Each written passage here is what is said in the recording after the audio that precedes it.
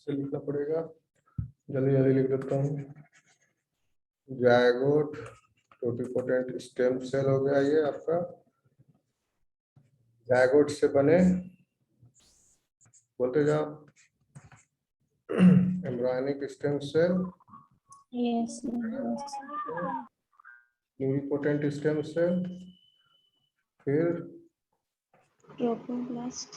Trophoblast, हो गया placenta extra embryonic stem, extra embryonic cell. Embryonic stem cell will give rise to ectodermal stem cell. Endodermal पूरा लिखता हूँ।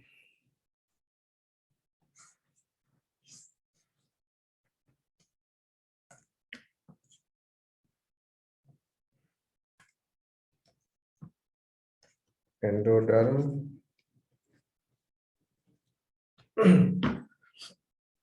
Mesoderm,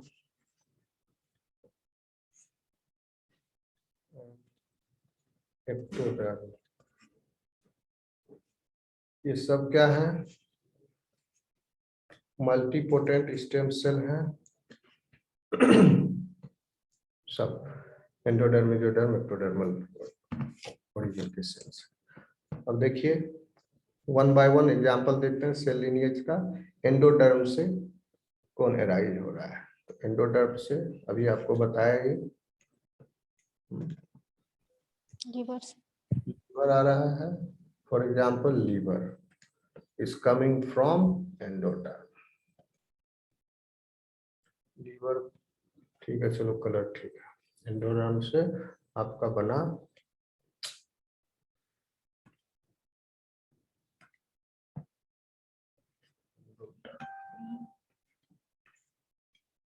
stem cell से बने आपके foregut,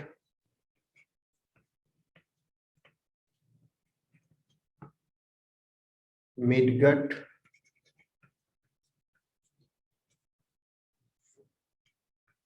hindgut.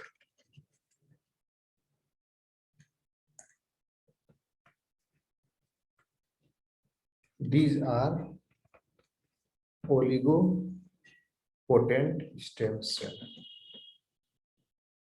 Now, from the foregut cells, you get these 5 organs.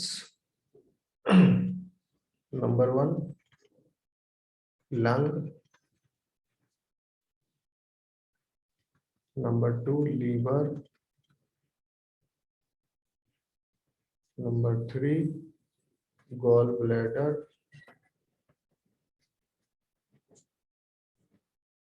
फिर pancreas. लेकिन ये सब ऑर्गन जब आया तुरंत इस ऑर्गन के अंदर भी बहुत तरह के सेल्स हैं, स्पेशलाइज्ड सेल्स हैं, टर्मिनल डिफरेंशिएशन चल रहा है। ये सब अभी भी ओलिगो स्टेम सेल्स हैं। लीवर के सेल्स ये हिपैटोब्लास्ट हैं, हिपैटोब्लास्ट sales. These hepatoblasts are also stem cells, but they are bipotent stem cells, यानी ओलिगोपोटेंट स्टेम सेल है ये भी। तो ये भी ओलिगोपोटेंट, बट ओलिगोपोटेंट में भी 2 बाय, तो बायपोटेंट स्टेम सेल है हिपैटोब्लास्ट। अब इन हिपैटोब्लास्ट से बनेगा हिपैटोसाइट। ये टर्मिनली डिफरेंशिएटेड सेल है। एंड बिलियरी इपिथेलियम,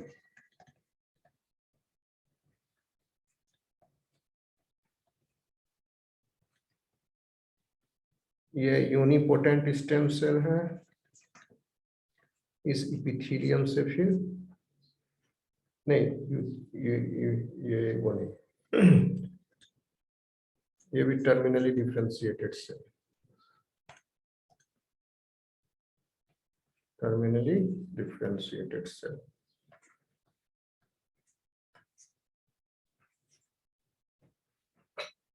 तो अब अगर कोई पूछे कि बिलियरी इपिथेलियम का सेल लिनिएज क्या है, तो you can easily tell it. या हिपैटोसाइट का सेल लिनिएज क्या है, तो you can trace it back, you can say ये ऑलरेडी स्टडीड है, रिसर्च किया हुआ है कि ये इधर से आया बिलियरी एपिथेलियम। कहाँ से आया? हिपेटोब्लास्ट से। हिपेटोब्लास्ट कहाँ से आया? Foregut epithelium, foregut stem cell से। फोरगट स्टेम सेल कहाँ से आया? एंडोडर्म से। एंडोडर्म, एम्ब्रायोनिक स्टेम सेल, और ये आया जायगोट से। So this black color line is the lineage of biliary epithelium. Understood?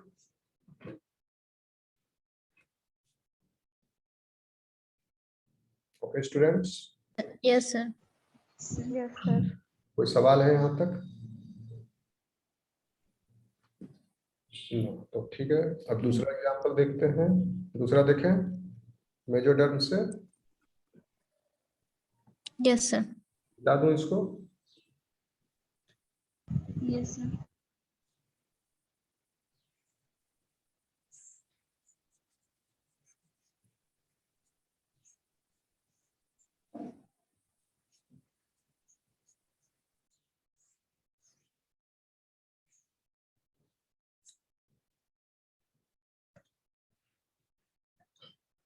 Mesoderm से कौन से सेल्स आए? आपको पढ़ाए हुए हैं ये तो आपको तुरंत समझ में आ जाना चाहिए। खुद बिना नहीं पढ़ाए ये हम छोड़ दें ऐसे तो भी करो सर छोड़ दीजिए, ये हम जानते हैं, लेकिन याद दिला देता हूँ, कहोगे नहीं तो भूल गया होंगे। क्योंकि इम्यूनोलॉजी आपको पढ़ाए हैं। कहाँ से आया सेल? मेजोडर्म से। मेजोडर्म से कौन से सेल्स आए? hematopoietic stem cell. They have come from the mesodermal cells in origin and occupied the bone marrow. Hematopoietic stem cell से ये क्या है? Hematopoietic stem cells multipotent stem cell है। Hematopoietic stem cell self renewing है, multipotent है। This has given rise to two types of stem cells. One is myeloid progenitor cell and another one is lymphoid Fight.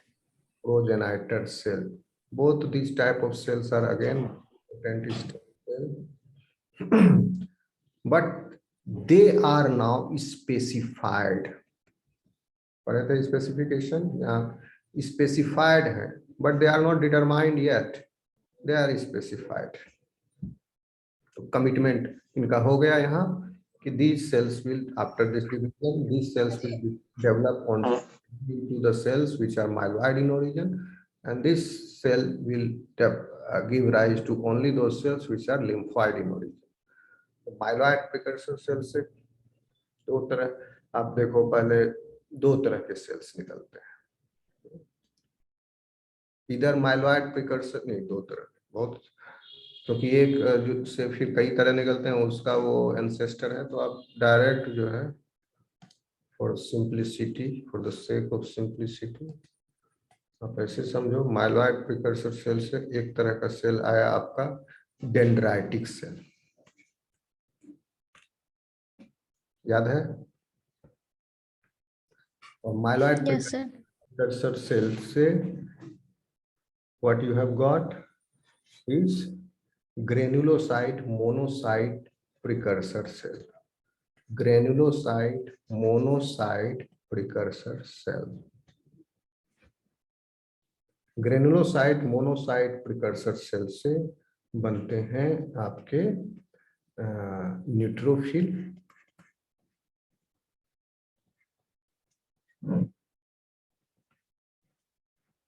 और granulocyte monocyte precursor cell से monocyte भी बन सकते हैं।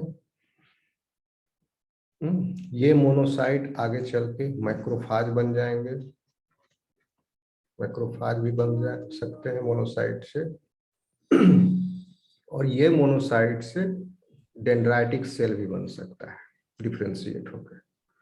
Dendritic cell या तो माइलॉइड प्रिकर्सर सेल से direct बना, या नहीं तो माइलॉइड प्रिकर्सर सेल से granulocyte monocyte progenitor cell, then monocyte से भी मैक्रोफेज। अगर डिजीज कंडीशन में है तो तुरंत बनाने के लिए डायरेक्ट माइलॉइड प्रोजेनाइटर से डेंड्राइटिक सेल बन जाएगा।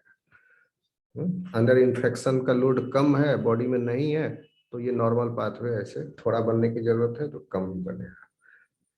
ठीक है। अब granulocyte monocyte progenitor cell can give rise to neutrophils. हो गया एक लीनिएज इसका माइलॉइड प्रिकर्सर सेल का। दूसरा लीनिएज है माइलॉइड प्रिकर्सर सेल का। तीसरा लीनिएज, एक लीनिएज तो हो गया एमपीसी का डायरेक्ट डेंड्राइटिक, दूसरा में जीएमपीसी, फिर ये थर्ड में you can get see eosinophil progenitor cell, eosinophil progenitor cell. तो ये सब क्या है आपके ओलिगोपोटेंट स्टेम सेल्स हैं, प्रोजेनाइटर सेल्स। तो ईसनोफिल प्रोजेनाइटर सेल से direct you get ईसनोफिल।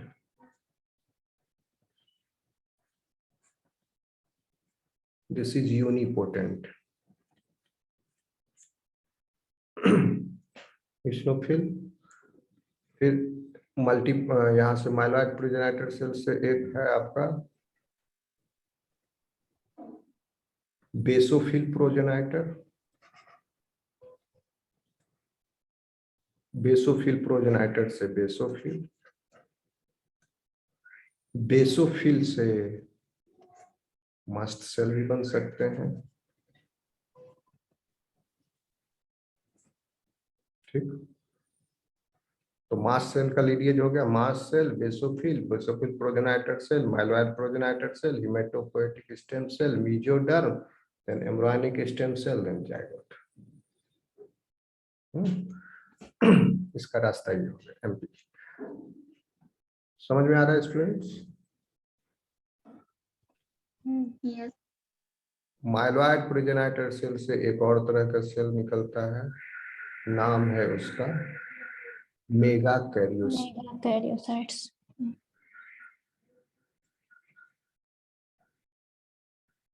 Megakaryocytes. Megakaryocytes give rise to platelets. कोई कहेगा प्लेटलेट्स का सेल लिनिएज क्या है? प्लेटलेट्स, मेगाकैरियोसाइट, माइलॉइड प्रोजेनाइटर, हेमेटोबीन, दिस। माइलॉइड प्रोजेनाइटेड सेल से एक और भी सेल बहुत ही इंपॉर्टेंट है, जिंदा नहीं रह सकते इनके, किसी के बिना जिंदा नहीं रह सकते, सब इंपॉर्टेंट है।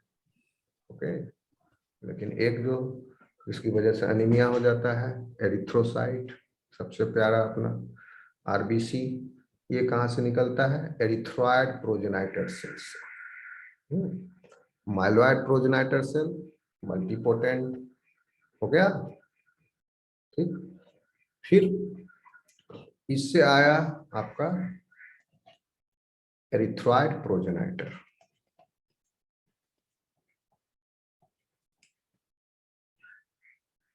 एक पूरा पाथवे है सेल डेवलपमेंट का, एरिथ्रॉइड प्रोजेनाइटर से रेटिकुलोसाइट, रेटिकुलोसाइट फिर एरिथ्रोसाइट्स, इससे यू गेट आरबीसी। देख लिया कैसा है इसका ब्रांचिंग।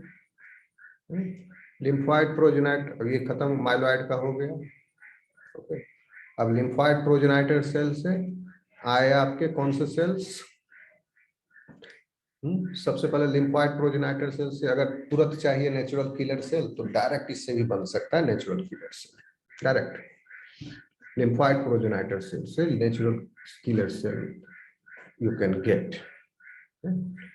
तो एनकेसी, और कोई रास्ता नहीं नेचुरल, सॉरी, और कोई रास्ता नहीं नेचुरल किलर सेल का, बस यही एक रास्ता, नेचुरल किलर सेल आएगा लिम्फोइड प्रोजेनाइटर सेल से। ठीक, फिर एक लिम्फोइड प्रोजेनाइटर सेल डिफरेंशिएट होता है common T and B cell progenitors. Common T and B progenitor cell,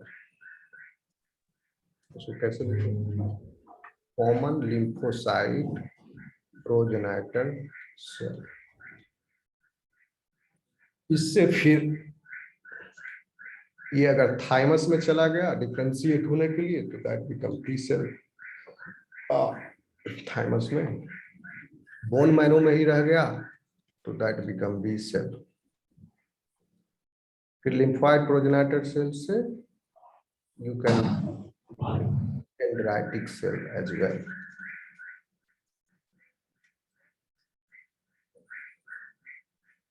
अब देखिए डेंड्राइटिक सेल का लीनिएज दो तरह का है, तो कहेगा इसका लीनिएज क्या है, आपको डेंड्राइटिक सेल एलपीसी सीएलपीसी नहीं, ये हो गया एलपीसी एससी इमिजोडर्म पीएससी जाइगोट। लेकिन कोई कह सकता है डेंड्राइटिक सेल का ये वाला लीनिएज भी। देख रहे हैं स्टूडेंट? ऑल्सो डेंड्राइटिक सेल एक लीनिएज हो गया डेंड्राइटिक सेल का, ये कि डेंड्राइटिक सेल इधर से भी आ सकते हैं, dendritic cell myeloid precursor cell hematopoietic stem cell और ये, या डेंड्राइटिक सेल का रास्ता इधर से जीएमपीसी फिर ए से फिर ए से, या नहीं तो dendritic cell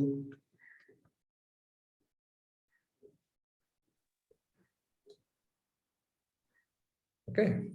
Sir, it means कि dendritic cell has two lineages, cell lineages. Three types of cell lineages. Three types Three, of अच्छा। है ना, एक ये हो गया, दूसरा ये, तीसरा ये। तीसरा ये सब। तो जिस सेल की बहुत ज्यादा आवश्यकता पड़ जाती है कभी कभी, immediate demand but bulk in demand, dendritic cells are antigen presenting cells. So under antigenic challenge or if the invasion of any potent pathogen has taken place in your body, so that time antigen presenting cells are required in very large number.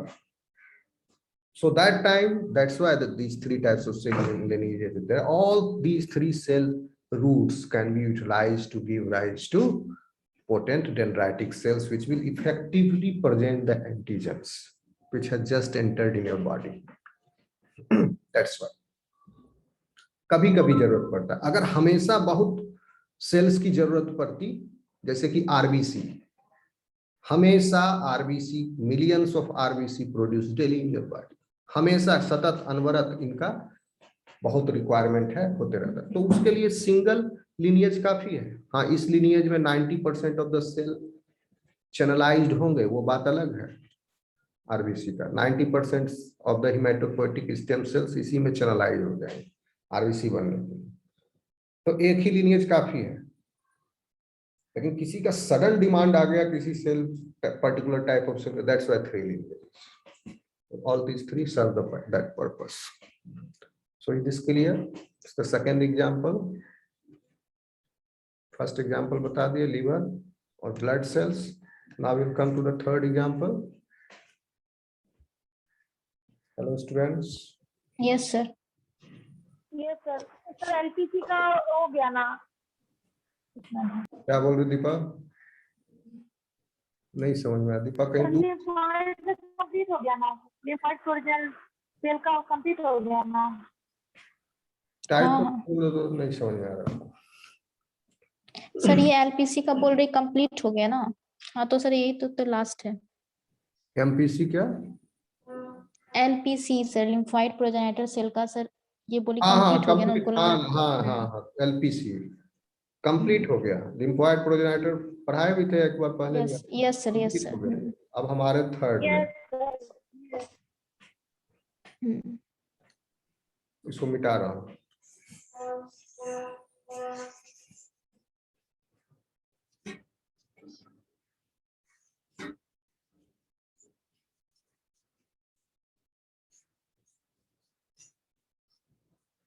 देखिए इसका classic example है आपका skin, ectoderm. देखिए एक photo है, सबको बनाने से अच्छा if you see this picture and you will get the idea of how skin cells are arising.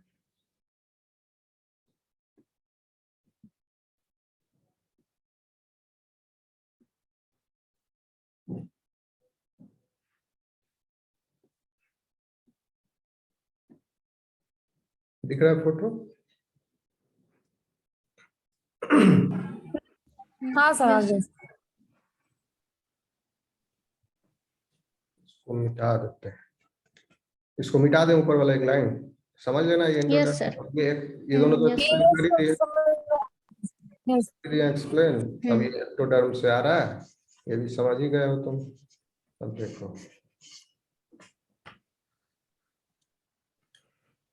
What is it, ये आपका क्या है? Surface ectoderm stem cell. थोड़ा सा टर्मिनोलॉजी आपको कठिन लगेगा इसमें। ये कहाँ से आया? एक्टोडर्म से आया। इसके पीछे का रास्ता ये है, ये पता ही आपको। एक्टोडर्म से ectodermal stem cells, these are basically ectodermal stem cells, इनको कहा जाता है। और चूंकि इस स्टेज पर सरफेस पर ही है एक्टोडर्म, तो surface ectodermal stem sales. These cells are differentiated into skin epidermal stem cells and oral epidermal stem cells. This is surface ectodermal stem cells. This is skin epidermal stem cells. This is oral epidermal stem cells. ऐसे का sign है, that means these cells have self-renewal capacity. Even this cell is having self-renewal capacity. This cell is having self-renewal. This cell is having also self-renewal. Now see, skin epithelial cells is differentiated into two types of tissue-specific stem cells. Two types. One type of these cells, on one type of there are two lineages here. One lineage is committed for the development of mammary gland. Another lineage is committed for the development of skin cells. Okay. All the specialized cells which will differentiate in this lineage will become part of the skin, and all these cells in this lineage will become part of mammary gland. So here what you see, different type of cells are differentiating. One is MED type cell. MED का full form है medulla. Medulla cells. COM stands for आपका companion layer. ORS stands for outer root sheath. Hair follicle का hair follicle मान लो कि एक special, ये आपका skin क्या है? Skin is a organ.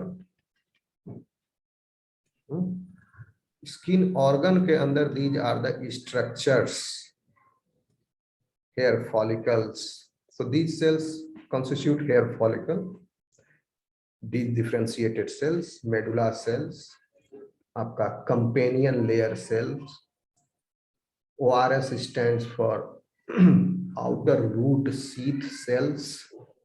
COR stands for cortex cells.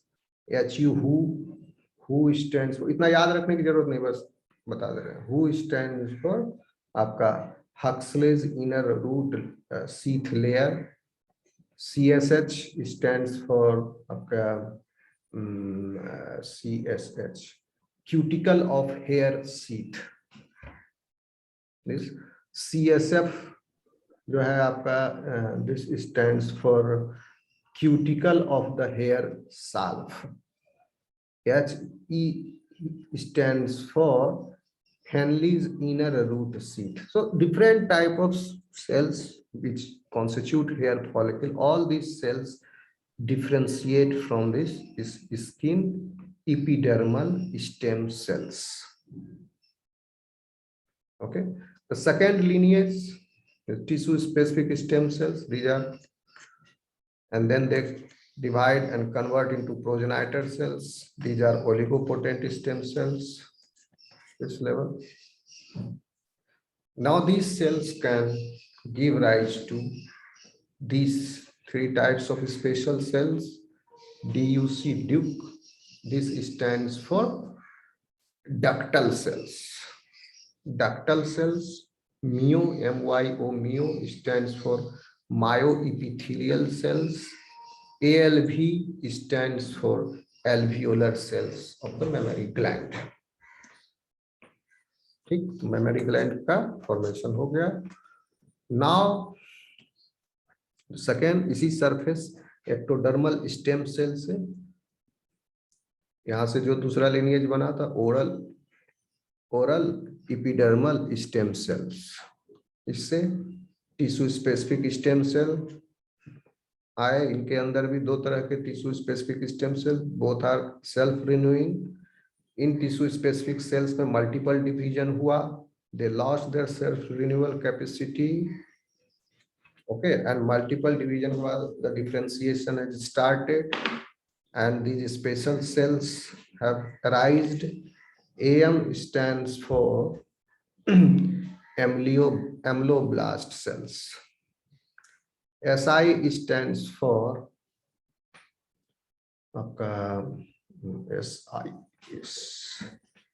SI stands for stratum intermedium cells. क्योंकि ये दांत बनने वाले हैं, ये सेल्स टूथ स्ट्रक्चर का हिस्सा बनेंगे. OEE stands for outer enamel epithelium. SR stands for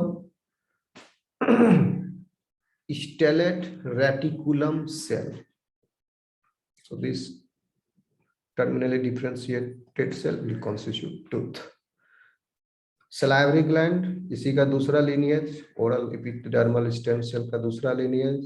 जो सेकेंड लिनिएज था, इसके पास सेल्फ रिन्यूअल कैपेसिटी था, ओलिगो पोटेंट स्टेम सेल थे. उसके बाद multiple division of they lost the renewal capacity. ये इसके ऊपर रिन्यूअल कैपेसिटी है सारे सेल्स में, इसके नीचे below this line the cells have lost the renewal capacity. Multiple division has occurred, differentiation. ठीक, अब देखिए the cells, specialized cells are MYO, myo. Myo stands for myoepithelial cell. SEA, sia.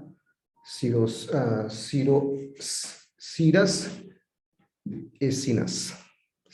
acinus. INT stands for intercalated duct cells. MUA, MUA, mucus acinus cells. GR stands for granular duct cell. STR stands for striated duct cell. और 6 cell मिलकर के salivary gland का निर्माण करेंगे. Okay, students. So you have seen till now with all these 3 examples: ectodermal in origin, mesodermal in origin, endodermal in origin, the 3 types of cell lineages. You have understood cell fate, you have understood cell lineage. Okay, so this topic is over now. I hope you have got it. Any question?